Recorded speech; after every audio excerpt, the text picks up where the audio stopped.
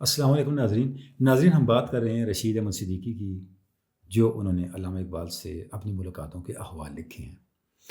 تو پچھلے نشست میں کچھ باتیں ہم نے آپ کی خدمت میں پیش کی تھیں، کچھ باتیں آج کریں گے۔ رشید احمد صدیقی لکھتے ہیں کہ 1930 میں علامہ اقبال تشریف لائے اور تو میرے پاس بھی آئے، لیکن ان دنوں میں بیمار تھا۔ علی گڑھ کا تذکرہ ہوگا۔ تو جب علامہ پہنچے تو میرے گھر بھی آئے، لیکن میں اتنا بیمار تھا کہ بمشکل بستر سے اٹھا اور علامہ صاحب سے ملنے کے لیے آیا، اور مجھے بہت شرمندگی تھی کہ میری حالت ایسی ہے، نہ میں حضرت علامہ کے پاس بیٹھ سکتا ہوں، نہ ان سے گفتگو کر سکتا ہوں، نہ انہیں اپنے گھر پہ ٹھہرا سکتا ہوں۔ اور میں نے اپنی اس خفت کا، اس محرومی کا اور اس قلبی حالت کا ذکر علامہ سے بلا تکلف کر دیا، اور میں نے کہا کہ علامہ صاحب مجھے بہت شرمندگی ہو رہی ہے کہ میں بیمار ہوں اور آپ میرے پاس نہیں ٹھہریں گے، آپ کو کہیں اور ٹھہرنے کا اہتمام کرنا پڑے گا۔ اچھا، کہتے ہیں جب میں نے یہ بات کی تو علامہ اقبال نے فرمایا، صدیقی صاحب کوئی مسئلہ نہیں، ایسا نہیں سوچتے، آپ ٹھیک ہو جائیں گے انشاءاللہ، آپ لاہور تشریف لائیے گا، وہاں ملاقات ہوگی۔ کبھی ایسی بات نہیں سوچنی، ایسی بات سوچنا مایوسی ہے۔ اور علامہ کہتے ہیں، کیا علامہ نے فرمایا، مایوس ہونے سے جانتے ہو ایمان میں خلل پڑتا ہے اور اس سے اللہ کریم کی توہین ہوتی ہے۔ مایوس نہیں ہونا۔ کہتے ہیں علامہ تشریف لے گئے، اور بعد میں پھر مجھے پتہ چلا کہ حضرت علامہ بیمار ہیں، تو میرے دل میں یہ طلب تھی، تمنا تھی کہ میں لاہور جاؤں، ان کے پاس بیٹھوں اور ان کی تسکین خاطر کے لیے کچھ جو مجھ سے بن پڑتا ہے کروں۔ اور اسی دوران حضرت علامہ کا انتقال بھی ہو گیا۔ تو کہتے ہیں کہ میں سوچتا ہوں کہ میں کیا ان کے لیے کرتا، اگر چلا بھی جاتا تو کیا کرتا، کہاں اقبال اور کہاں میں۔ اور یہاں پہ رشید صدیقی اپنے جذبات کا اظہار کیسے کرتے ہیں، کہتے ہیں کہ مجھ جیسا معمولی شخص علامہ صاحب جیسی عظیم ہستی کو کیا تسکین یا کیا تشفی دے سکتا تھا۔ وہ خاصان بارگاہ میں سے تھے، ان کا خدا سے خاص تعلق تھا، لیکن اس بات سے طبیعت مطمئن نہیں ہوتی۔ میں خوب سمجھتا ہوں کہ گو معجزے کا زمانہ نہیں ہے، لیکن محبت اور خلوص میں اب بھی بڑی کرامتیں ہیں۔ جب محبت ہو تو بہت سے ایسے کام بھی ہو جاتے ہیں جو عام طور پہ انسان نہیں کر سکتا۔ اچھا، اس کے بعد پھر کچھ ذکر علامہ صاحب نے کس سفروں کا بھی کیا ہے رشید صدیقی صاحب نے، کہ جب علامہ صاحب کا تعلق بھوپال سے تھا، نواب بھوپال سے، تو اکثر وہاں پہ آنا جانا رہتا تھا، اور علامہ صاحب نے بہت سی نظمیں بھی بھوپال میں لکھی ہیں۔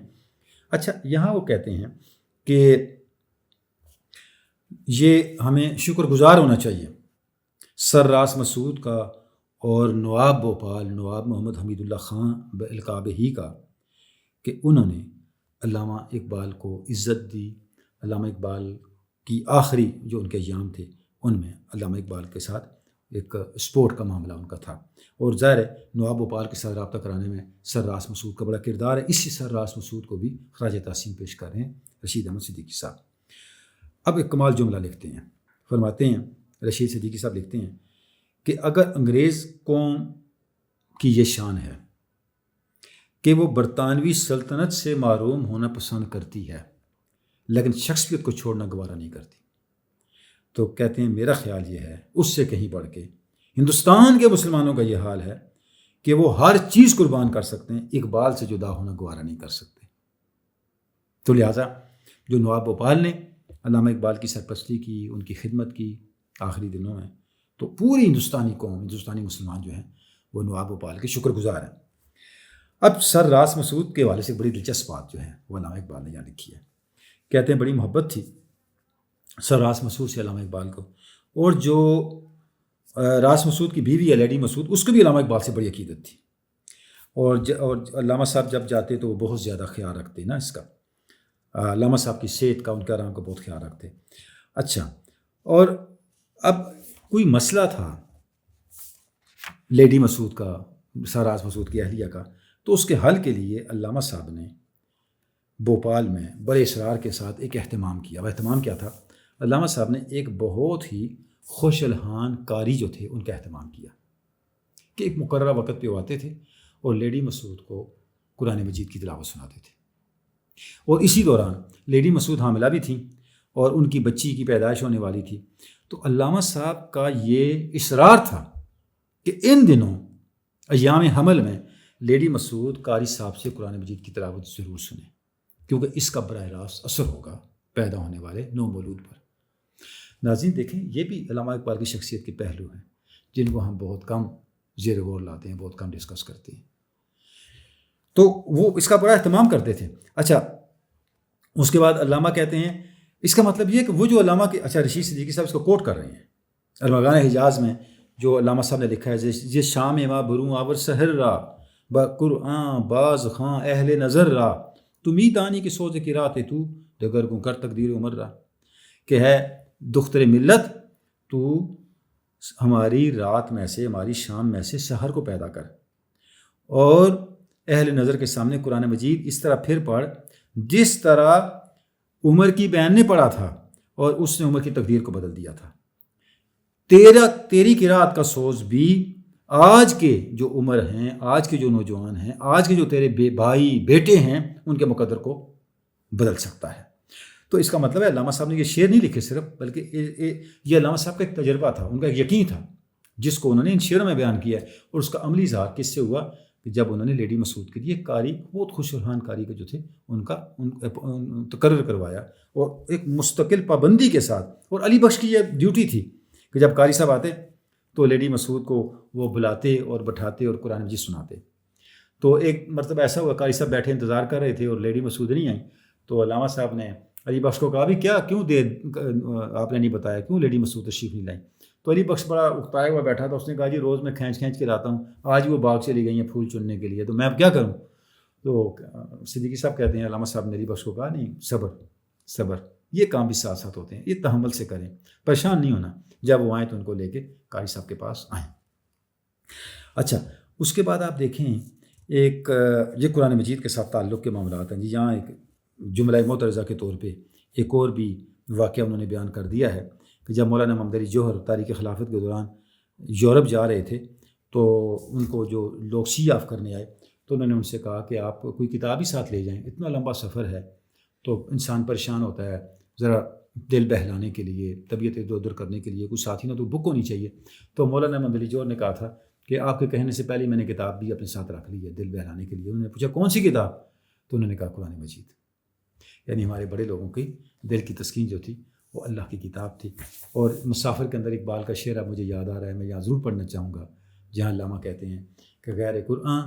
غم گسار من نبود قوت شربا برابر من کشود، قرآن مجید کے علاوہ میرا کوئی غم گسار نہیں، جب مصیبتیں آئیں، تکلیفیں آئیں، مشکل حالات آئے، پریشانیاں آئیں، تو جس نے میری غم گساری کی وہ اللہ کی کتاب قرآن مجید ہے، اور اس کتاب کے ذریعے سے میں نے ہر بند دروازے کو کھول لیا ہے۔ تو آپ دیکھیں وہی صورتحال ہے جہاں مولانا محمد جوہر کے حوالے سے بھی بتا رہے ہیں۔ اچھا، اس کے بعد پھر کچھ تذکرہ وہ جرمن خاتون کا بھی آ گیا، جن کو علامہ صاحب نے جاوید اقبال صاحب اور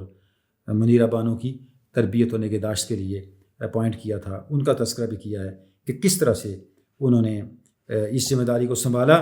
اور وہ کتنی زیادہ متاثر تھیں علامہ اقبال سے، اور علامہ اقبال کے کردار سے، علامہ اقبال کی شخصیت سے وہ کتنی زیادہ متاثر تھیں۔ بڑی تفصیل کے ساتھ اس کا ذکر بھی کیا ہے۔ اور آخر میں جس نقطے کی طرف وہ متوجہ کرتے ہیں وہ یہ ہے کہ علامہ اقبال کا اور ان کی مجلسوں کا ایک خاص وصف یہ بھی تھا کہ اکثر ایسی باتیں علامہ کرتے تھے، ایسی باتیں بتاتے تھے کہ اس میں سے نئے نقطے خود بہت پیدا ہونے لگتے تھے۔ کہتے ہیں یا تو تھا ہی ایسا، یا مجھے ایسے محسوس ہوتا تھا کہ ان کی ایک بات سے بیسیوں باتیں حذف کی جا سکتی تھیں، اور کئی نئے راستے انسان پہ کھل جاتے تھے، اور کئی چیزیں جو ہیں وہ انسان کے اوپر منکشف ہو جاتی تھیں، جس میں عمل کا بھی سامان ہوتا تھا اور فکر کا بھی سامان ہوتا تھا، علم کا بھی سامان ہوتا تھا، آگہی کا بھی سامان ہوتا تھا۔ تو اس طرح جی علامہ اقبال کا جو خاکہ ہے، ایک نقشہ ہے، وہ انہوں نے اپنی ان تحریروں میں، اس تحریر کے اندر بہت جامعیت کے ساتھ بیان کیا ہے، جس میں علامہ اقبال کی شخصیت کی جو دل آویزی ہے وہ بھی نکھر کے سامنے آتی ہے کہ وہ کتنی دل آویز شخصیت کے مالک تھے، کتنے مومنانہ کردار کے مالک تھے، اور ان کا شعر اور ان کی شخصیت میں کتنی قربت تھی، اور جس فقر کی وہ بات کرتے تھے اس فقر کی بنیاد جس تعلق پہ ہے، یعنی اللہ کی ذات کے ساتھ تعلق، اس تعلق کی گرمی، اس تعلق کی حدت خود اقبال کی اپنی شخصیت میں بھی تھی۔ یہی وجہ ہے کہ ان کی شخصیت میں، حضرت علامہ کی شخصیت میں، جیسا رشید احمد صدیقی کی اس تحریر سے ہمیں نظر آ رہا ہے، کمال کا استغنا تھا، کمال کا توکل تھا، اور جو عالم معانی ہے اس کے ساتھ ایک کمال کا تعلق تھا۔ جیسے انہوں نے لکھا ہے جملہ کہ جب وہ بات بھی کر رہے ہوتے تو ایسے لگتا تھا وہ یہاں نہیں ہے، اب وہ کسی اور دنیا میں ہے، کہیں اور سے کچھ لے کے ہمیں منتقل کر رہے ہیں۔ اور حقیقی معنوں میں اقبال اس مجلس میں ہوتے ہوئے اس مجلس کے نہیں لگتے تھے، اس مجلس سے ماورا کسی اور دنیا کی ہستی لگتے تھے۔ اس لیے اپنی اس تحریر کو رشید احمد صدیقی نے یہاں کے ختم کیا ہے کہ جو شاعری اقبال چھوڑ کے گئے ہیں، ہم اگر اس شاعری کو دیکھیں تو ہم پریشان ہو جاتے ہیں۔ اگر یہ شاعری ہے تو پیغمبری کیا ہے، اور اگر پیغمبری ہے تو پھر بطور شاعری اس کا درجہ کیا ہے؟ یعنی اقبال کا شعر اپنے اندر پیغمبرانہ تاثیر، پیغمبرانہ آہنگ اور پیغمبرانہ معنی آفرینی رکھتا ہے، اور صاف ظاہر ہے اس کا سبب ایک ہی ہے۔ وہ سبب کیا ہے؟ تیری نگاہ ناز سے دونوں مراد پا گئے، عقل گیا بجستجو، عشق حضور و اضطراب۔ جیسے ذوق و شوق میں حضور رسالت مآب صلی اللہ علیہ وآلہ وسلم کی ذات پاک کے ساتھ اپنے تعلق کو بیان کرتے ہوئے علامہ اقبال نے کہا ہے کہ میری عقل اور میرا دل، میرے فکری پرواز اور میرا عشق سوز دروں یا رسول اللہ، یہ سب آپ کی بارگاہ سے روشنی لے کے، آپ کی بارگاہ سے زندگی لے کے آگے بڑھ رہا ہے۔ تو اس کا وہی اثر مرتب ہونا ہے، وہی نتائج مرتب ہونے ہیں جو تاریخ کا حصہ بھی ہیں، اور جن کا کچھ حصہ رشید احمد صدیقی نے اپنی اس تحریر اور اپنے اس مضمون میں بھی بیان کیا۔